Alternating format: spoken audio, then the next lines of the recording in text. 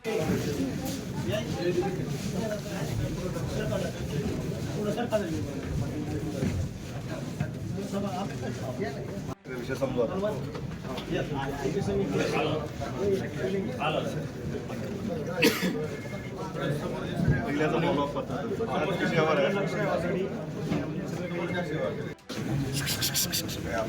नगरसेवक आणि सदस्य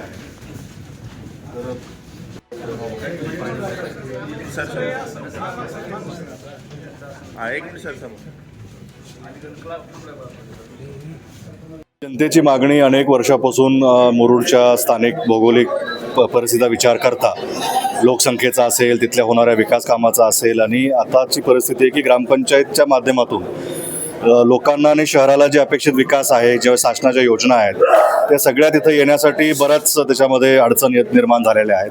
मोठी एखादी पाणी पुरवठ्याची योजना असेल, मोठं एखादं विद्यालय असेल, मोठं रस्त्याची कामं असतील, याच्यासाठी आता मोठा निधी त्या ग्रामपंचायतला मिळणं अपेक्षित असताना ते नगरविकास खात्याच्या माध्यमातूनच आज चांगल्या पद्धतीनं होत असेल आणि ही सगळ्याची स्थानिक मागणी होती.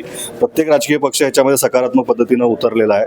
नागरिकांची मागणी घेऊन आज कलेक्टरांना तेच निवेदन देण्यात आलं की ज्या काही मागच्या सर्व्हेमध्ये त्रुट्या राहिल्या असतील त्या त्रुट्या दुरुस्त करून शासनाकडे एक सकारात्मक अहवाल त्यांनी पाठवावा, जेणेकरून मुरुड नगरवासियांची आणि मुरुडकरांची ही अत्यंत महत्त्वाची मागणी तातडीनं शासन पूर्ण करेल. सध्या अधिवेशन चालू आहे.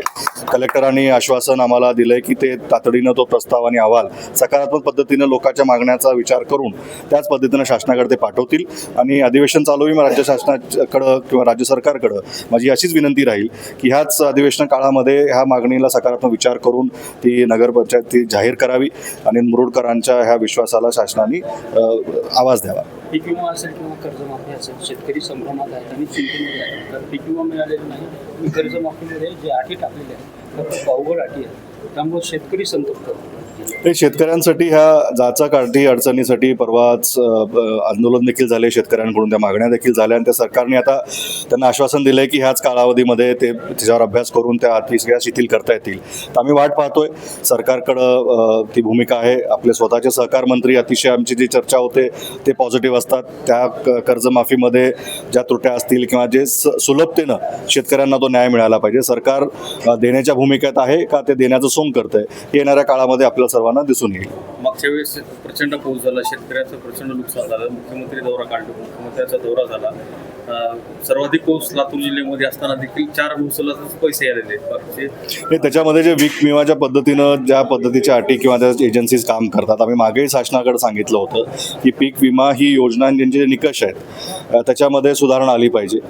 मोठ्या प्रमाणामध्ये याच्यावर विचार विमर्श झाला पाहिजे. सरकारनं एक पॉलिसीच याच्यावर घेतली पाहिजे की हे वारंवार प्रत्येक वर्षी आपण हे चित्र पाहतोय की प्रत्येक वेळेस शेतकऱ्यांना विमा भरल्यानंतर मग मध्ये सरकार म्हणलं 1 रुपयाचा विमा सरकारनं भरला, पण शेतकऱ्यांना मात्र काही लाभ होत नाही आहे. ह्या योजना फक्त कागदावर राहत आहेत आणि आश्वासनामध्ये राहत आहेत, त्या प्रत्यक्षात खाली उतरत नाहीत. त्यामुळे ह्याच्यावर एक फेरविचार सरकारनं करून विशेष समितीचं गठन करावं आणि त्याच्यामध्ये येणाऱ्या काळामध्ये सखोल अशी आणि कायमस्वरूपी सुविधा शेतकऱ्यांना कशी मिळेल आणि शेतकऱ्यांची होणारी हेळसांड कशी थांबेल ह्याच्याकडे सरकारनं विशेष लक्ष देणं गरजेचं आहे. मुख्यमंत्र्यांनी लातूरमध्ये येऊन सांगितलं 17,500 जो आहे तो पीक विमा देण्यात येईल सर्वांना, मात्र आतापर्यंत मुख्यमंत्र्यांचं आश्वासन ते सध्या सत्ताधारी पक्षाचे आमदार असतील, त्यांचे खासदार असतील आणि सत्ताधारी स्वतः मुख्यमंत्र्यांचं आश्वासन सरकार का पूर्ण करत नाही आहे ह्याच्यामध्ये त्यांनीच त्यांचं स्पष्टीकरण द्यावं. शेवटी येऊन इथं देऊन निवडणुकीच्या पूर्वी देणारे आश्वासन आणि निवडणूक झाल्यानंतर शेतकऱ्यांना देणारी ट्रीटमेंट ह्याच्यामध्ये त्यांचा दुजाभाव दिसून येतोय. त्याच्यामुळे हा आम्ही विरोधक म्हणून सत्ताधाऱ्यांकडे हा प्रश्न उपस्थित करतच आहोत.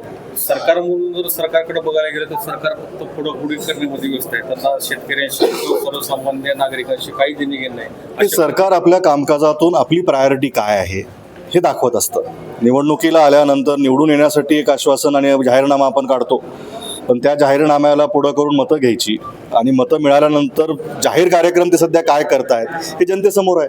येणाऱ्या निवडणुकांमध्ये जनतेने हे सगळं डोळ्यासमोर ठेवून योग्य ते निवड केली तर ते आता जनतेच्या दरबारातच आम्हाला जावं लागेल आणि जनतेतूनच ही चांगली निवड झाली पाहिजे.